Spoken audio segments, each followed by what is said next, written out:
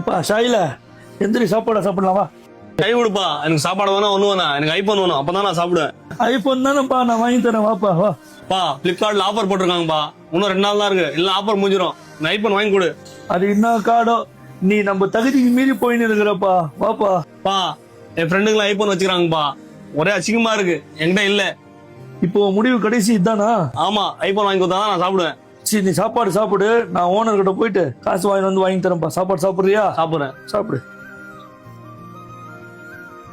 இந்தப்பா சாப்பிடு. சாப்பிட தம்மா.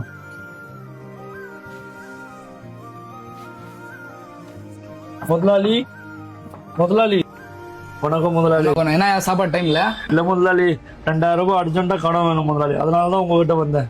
2000 ரூபாவா?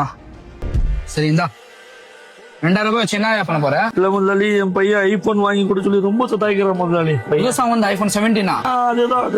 அதான் 1 லட்சம் ரூபாய் மேலே ஆச்சு. 2000 ரூபாய் வச்சு என்ன பண்ண போற? இல்ல முதலாளி, இந்த 2000 ரூபாய் வச்சுதான் அந்த சுடுகாடு செலவுகள்லாம் பார்க்கணும் முதலாளி. நான் வரேன் முதலாளி. யோ என்ன சொல்ற?